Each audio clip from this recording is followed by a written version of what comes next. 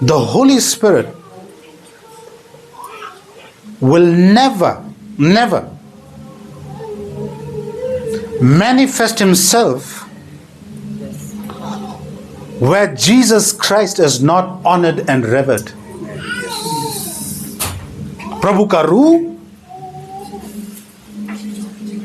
कभी भी अपने आप को मैनिफेस्ट नहीं करेगा जहां प्रभु यीशु का रेफरेंस जहां नहीं है और आदर नहीं है, कभी भी नहीं। इसलिए आप रूह के काम को हर जगह नहीं देखेंगे, नहीं देखेंगे आप। आपके अपने जीवन के लिए भी आप रोज उस रूह का काम देखना चाहते हैं, तो आपका जो रेफरेंस है प्रभु के लिए, आपका जो वो रेफरेंस जो प्रभु यीशु के लिए रहेगा, आप उसके अनुसार रूह का काम अपने जीवन में देखेंगे।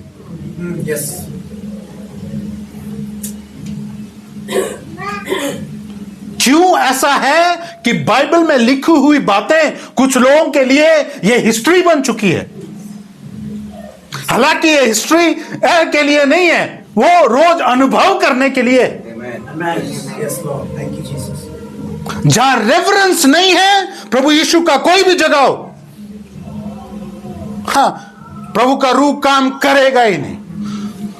जब रेफरेंस, हाँ, आदर आपके यहां से निकलता है और हर एक बातों में आप इतना सचेत रहते हैं, मैं प्रभु का बेटा हूं, बेटी हूं, और हर एक क्षेत्र में जब मैं काम करता हूं, आपका पहला नजर उसके प्रति जाता है। वो क्या सोचेगा, वो कैसे देखता है, ये सही है, ये गलत है, आप रेफरेंस लेके चलते हैं। समझ में आ रही है बात? पावर, सामर्थ, मसीह जीवन, आप बिना पवित्र आत्मा के सामर्थ के बिना आप नहीं जी सकते हैं। खत्म है बात वहां। बिना प्रभु के रूह के सामर्थ से भरे आप मसीह जीवन नहीं जी सकते हैं। You cannot live a powerful, victorious Christian life without the power of the Holy Spirit. Yes, true. It is impossible. इसलिए आपको इस रूह का बपतिस्मा और इस रूह का जो सामर्थ्य है वो समझना जरूरी है।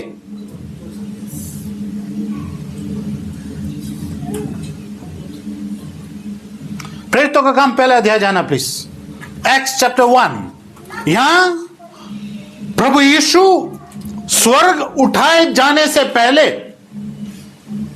अपने चेलों को कुछ बता के गया है, और वो ये बता के गया है कि आप लोगों ने इंतजार करना, और वो कहां पे, यरूशलेम में इंतजार करना। और वो किस लिए इंतजार करना? क्योंकि there is a promise of the father, एक वायदा है पिता परमेश्वर का, वो तुम्हें मिलेगा। Don't leave Jerusalem but wait in Jerusalem until you receive the promise of the father. तो ये जो रूह का काम है, ये एक वायदा है, ये एक प्रॉमिस है जो पिता ने खुद किया है। सो जब आप पाते हैं इसको, ये एक प्रॉमिस है जो उसने किया। God the father has promised, उसने वायदा किया है। इसलिए प्रभु यीशु ने चेलों को बोला, वेट देयर। जब तक वो प्रॉमिस आप पाएंगे नहीं, don't move, don't go anywhere. इंतजार किस लिए? इंतजार इसलिए करना है कि एक और बपतिस्मा आपने पाना है, वो पाक रूह का बपतिस्मा पाना है। So that's why you wait there. आप वहां इंतजार करना। सो जब आप आगे हम देखते हैं, they did exactly what Jesus told them to do. उन्होंने वही किया जो प्रभु यीशु ने कहा।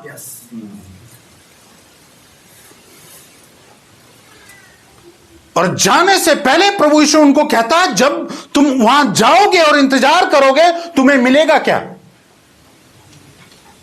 He said, when you wait there, जब आप वहां इंतजार करेंगे, you will receive power. Yes. Amen. When the Holy Spirit comes upon you, तुम लोग सामर्थ को पाओगे कब? जब तुम्हारे ऊपर पवित्र आत्मा उतरेगा. Amen. Amen. Hallelujah. Read verse 8 please. 8वां देखना. परंतु जब पवित्र आत्मा तुम पर आएगा तब तुम सामर्थ पाओगे और यरूशलेम, सारे यहूदिया और सामरिया में यहाँ तक कि पृथ्वी के छोर तक तुम मेरे साक्षी होंगे. अब रुको, दोबारा पढ़ो उसको स्टार्टिंग. परंतु जब पवित्र आत्मा तुम पर आएगा हाँ. तब तुम सामर्थ पाओगे. हो गया, रुको. सामर्थ तुम्हें कब मिलेगी?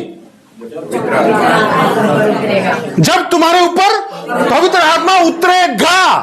जब पवित्र आत्मा उतरेगा ही नहीं तो तुम्हारे पास सामर्थ है ही नहीं. आज लोग खोखली दौड़ रहे हैं. वो कैसे दौड़ रहे हैं? बिना रूह के दौड़ रहे हैं.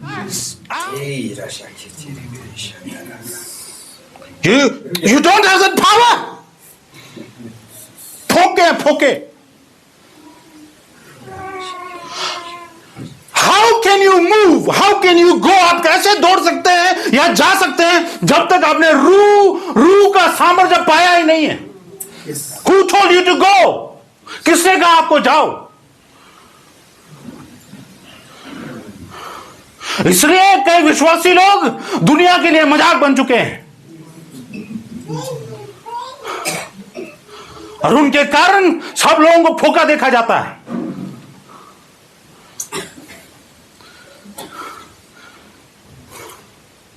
Many people have gone into ministry. Many people, बहुत लोग सेवकाई में उतर गए हैं बिना उस सामर्थ्य से, और उसके बाद they are faded away, they are out. बिना रूह, बिना सामर्थ्य के क्या काम करोगे आप? हाउ करेगा भाई. हाउ क्या आया जा ठस लीना साइड मुंजो आवा आया.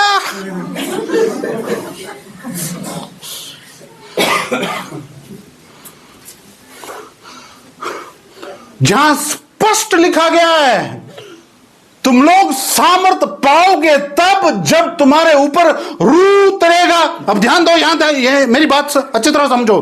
दुष्ट लोग जो दुष्ट आत्माओं के द्वारा खेलते और काम करते हैं, उनके ऊपर भी जब तक उनके ऊपर शैतान का हाथ नहीं है, जब तक उनके ऊपर दुष्ट आत्माओं की सामर्थ्य नहीं है, तब तक वो भी काम नहीं करते हैं.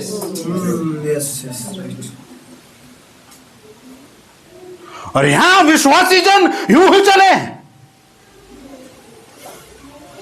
आप लोगों को वो सामर्थ, वो रूह की सामर्थ चाहिए अपने ऊपर.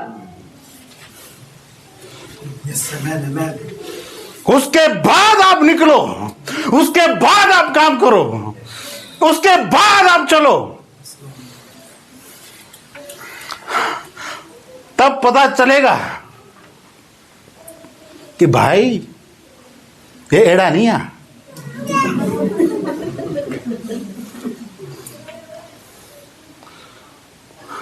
तब है जब आपका नाम लेने से भी, आपको हाथ लगाने से भी डरते हैं.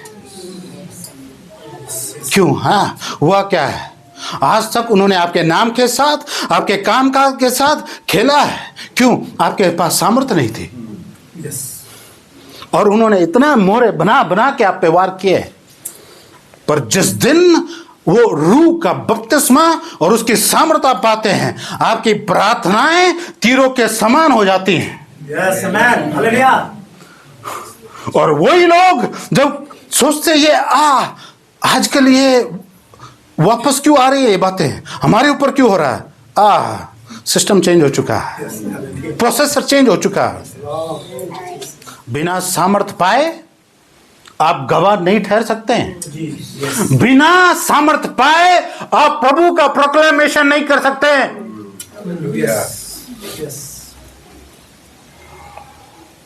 क्यों? जा रहे हो प्रभु के बारे में बताने? बिना तैयारी के साथ क्यों जा रहे हो? सुनो सुनो, मेरे पास सुसमाचार है। बिना तैयारी किए, बिना वो सामर्थ पाए, आप लोगों को वो सामर्थ चाहिए, रूह की सामर्थ चाहिए। जब आप आत्मिक चीजों का ज्ञान जब आप समझने लगते हैं ना, आपकी प्रार्थनाएं बदल जाती हैं। तो आपकी प्रार्थनाओं में ज्यादातर ये नहीं रहता मुझे गाड़ी चाहिए, बंगला चाहिए, नोट चाहिए, ये चाहिए, वो चीजें रहती नहीं है। आप उस खोज और उन बातों को मांगते हैं जो वचन में जो आपको हाईलाइट करता है पवित्र आत्मा, ये मांग। right. और जब वो आप पाते हैं, ये दूसरी चीजें जो आप बोलते हैं, ये चीजें अपने आप प्रभु के वचन के अनुसार पीछे हो लेंगी, क्योंकि आपने उसके पीछे आप आए हैं। धार्मिकता की खोज आपने की है पहले। समझ में आ रही बात? पीछे वाले, पीछे समझ आ रहा है? इन चीजों के पीछे जाओ। आपका जीवन, आपका कामकाज सेम नहीं रहेगा।